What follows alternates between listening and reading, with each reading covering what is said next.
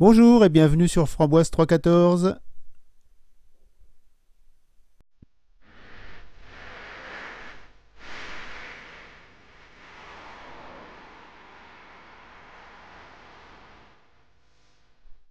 Aujourd'hui, on va parler d'un graveur laser, un tout petit mais qui fait beaucoup de choses, le Ortur R1.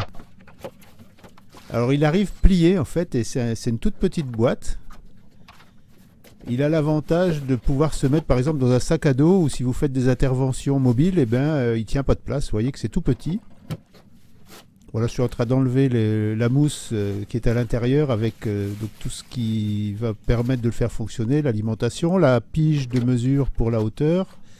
Et vous voyez que en fait il est tout petit, pas très haut. On enlève la plaque de fond et il se déplie. Et vous avez votre graveur qui est prêt à fonctionner. Il suffit de remettre la plaque et c'est prêt. Voilà, je le replie pour vous montrer. Et on remet la plaque et là vous pouvez le mettre dans un sac à dos.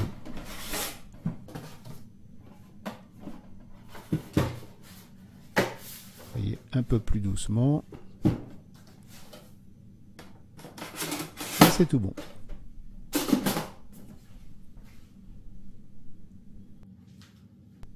Alors les prises sont regroupées à l'arrière ainsi que les boutons de reset. On utilise cette fois une clé USB. Alors c'est pas une vraie clé USB, c'est juste un strap entre D+ et D-. Et ça va permettre de débloquer la machine. Donc c'est aussi pour éviter que les enfants puissent l'utiliser. Donc si cette clé est perdue par exemple, il suffit de refaire un contact entre D+ et D- avec un tournevis sur les deux bornes centrales et votre machine va démarrer. Alors on met la clé en place pour la déverrouiller. J'avais déjà positionné la carte SD qui est livrée avec la machine. À l'intérieur, on a une carte avec un ESP32, avec la carte n'est pas très grande. Et puis sur la gauche, on a le moteur de commande Y.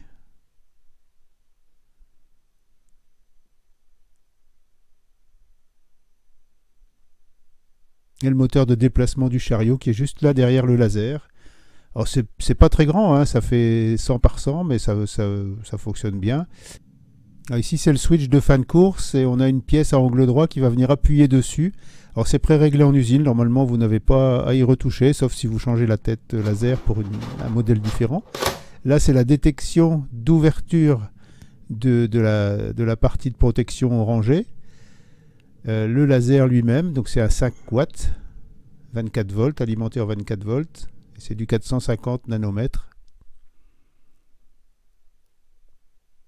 Alors j'ai utilisé dans un premier temps l'application sur une tablette, donc vous voyez installation de l'application, donc c'est une application qui s'appelle Ortur, vous avez un lien pour la télécharger. Vous installez votre application. Une fois qu'elle est installée, vous pouvez... Alors pour se connecter, il y a plusieurs méthodes. C'est soit via le Wi-Fi, soit ici, par exemple, j'ai lancé l'Access Point. Donc on a un R1AP qui apparaît. Et on va lancer l'application qui va se connecter dessus. Donc on est directement connecté sur le graveur. Alors j'ai choisi de graver un papillon. Donc il y a une banque d'images déjà. Vous pouvez choisir vos propres images, mais il y a une banque d'images intégrée. Vous le positionnez pour qu'il soit à la bonne place. Vous choisissez la puissance du laser, la vitesse de déplacement. Alors comme toutes les machines, il faut apprendre à l'utiliser. Et puis c'est parti pour graver le papillon. Vous voyez que sur... Alors c'est peut-être pas forcément synchronisé, je n'ai pas synchronisé forcément exactement. Mais vous voyez que sur la partie droite, sur la tablette, on va suivre la gravure. Il y a un trait qui se déplace et qui indique le déplacement du laser sur la plaque. Vous voyez, à gauche, j'ai mis une plaque de contreplaqué. J'ai fait un cadre, alors j'ai marqué le cadre, normalement on ne marque pas, on met 1% par exemple de laser, ce qui fait qu'on voit juste le déplacement du laser, mais bon là j'ai marqué le cadre pour bien montrer l'endroit de la gravure. Et on est en train de graver notre papillon.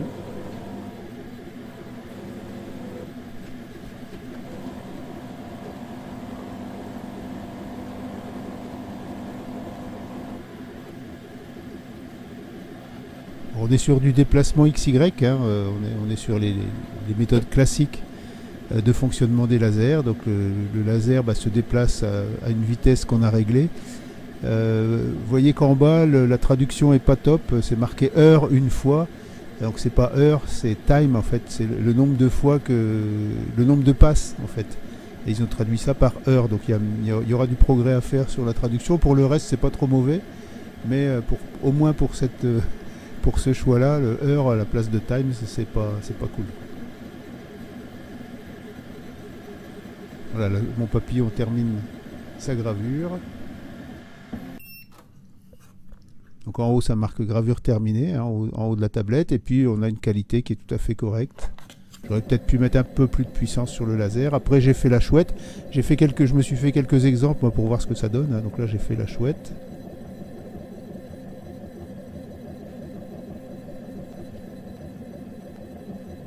On est en accéléré là. J'ai accéléré la vidéo parce que sinon ça fait un peu long. Et ça vous montre un petit peu la qualité qu'on peut avoir. Voilà, à gauche la tablette et puis ici la plaquette. La plaquette de contreplaqué que j'ai obtenue. Alors réglage de la hauteur, c'est avec la pige. Vous mettez la pige, vous desserrez le laser, il vient se poser sur la pige et vous resserrez.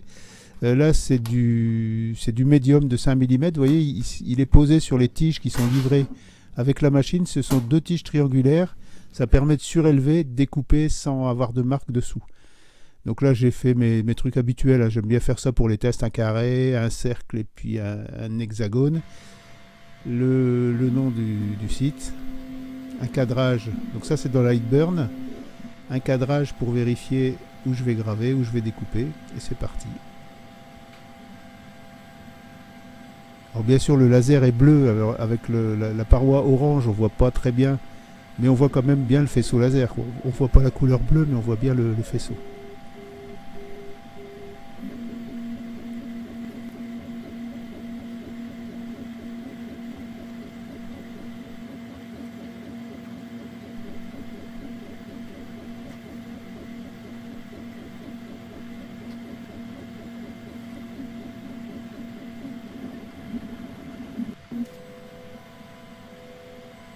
Alors comme c'était pas découpé, j'ai refait un passage sur les figures géométriques.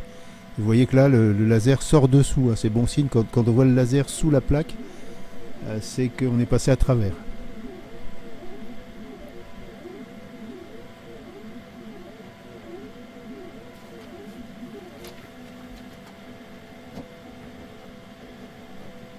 J'aime bien cette image parce qu'on voit bien le faisceau laser avec sa collimatation là sur la découpe. Et si on regarde derrière, on voit que c'est découpé, mais vous voyez, il faudra que j'appuie un peu sur le médium pour le décoller en fait.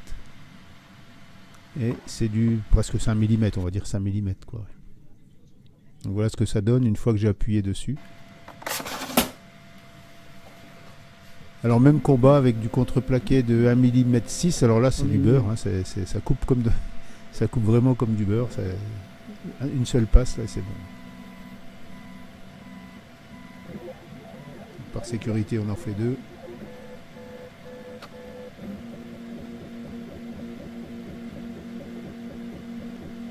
Alors bien entendu, selon la couleur de votre médium ou de votre contreplaqué, il faudra régler la puissance et la vitesse parce que le résultat ne sera pas le même si vous avez un bois qui est sombre ou un bois qui est clair. Après, si vous avez du bois qui est veiné, on va aussi avoir des différences de gravure. Donc il faut gérer tout ça en fait. Et puis là je découpe un trou au centre. Voilà. Là vous voyez, il y a une passe de trop. Alors ça permet de déterminer comment on va régler son laser pour travailler réellement en fait. Il faut toujours faire des passes d'essai, comme ça, des morceaux d'essai. Ça c'est de la carte de visite noire. On voit pas grand chose comme c'est noir. En plus il y a les reflets du plastique orange. Et on va voir le résultat tout de suite après.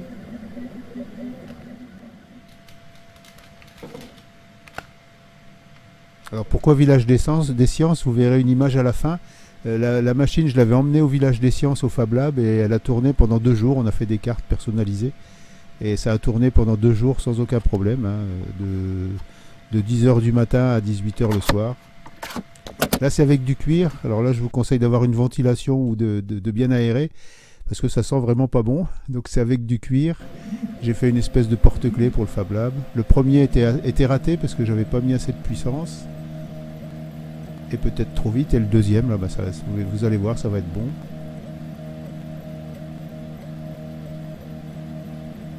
Alors ce que j'ai pas mis la découpe de l'acrylique. Tout simplement parce que j'avais oublié de déclencher la vidéo quand j'ai filmé. J'ai juste déclenché le moment où je pose la tablette et puis j'ai pas redéclenché après quand j'ai découpé. Donc vous verrez le résultat mais vous verrez pas l'opération elle-même.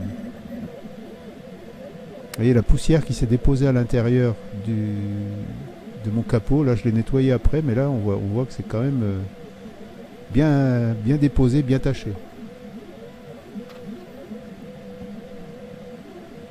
Donc là découpe du cuir, hein, c'est un cuir qui fait 2 mm à peu près, 2 mm, 2 mm et demi.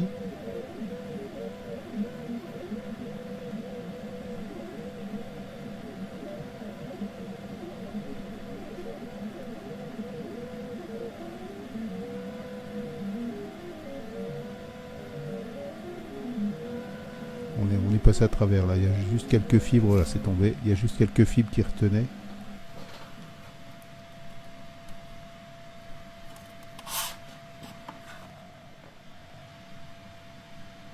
Voilà le résultat, on peut faire des bracelets, on peut faire des jolies choses en cuir.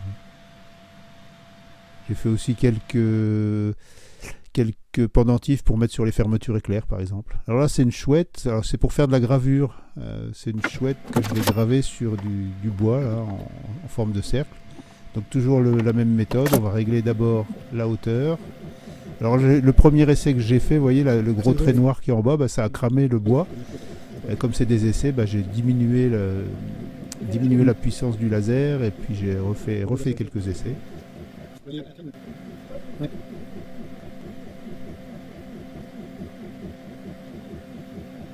Alors avec Lightburn, ça permet d'allumer le laser pendant qu'on fait le cadrage, donc ça permet de bien caler sa pièce pour graver vraiment dessus.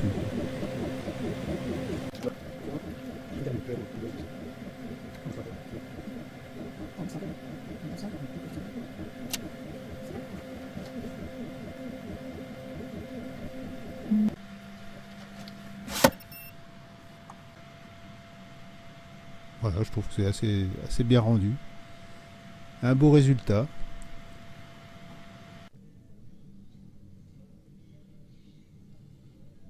Alors avec cette petite machine, je me suis donc amusé à graver différentes matières, à graver et à découper. Donc graver et découper du contreplaqué d'1 mm 6, de l'acrylique noir qui s'est bien découpé, des cartes de visite en alu,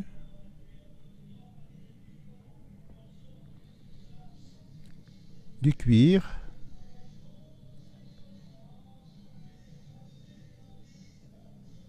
et puis on a terminé en gravant une chouette sur un cercle en bois, là, sur un rond en bois. Et puis sans oublier le médium de 5 mm qui a bien été découpé sans aucun problème. Donc voilà, une petite machine sympa, facile à utiliser, puis qui vous rendra bien des services. Pas très encombrante. Donc là c'est quand on était sur le stand du village des sciences. Vous voyez, elle est en action là. On la voit derrière. Donc là les gamins sont en train de faire des cassettes, mais derrière ça grave. Merci d'avoir regardé cette vidéo et à bientôt sur Framboise 314.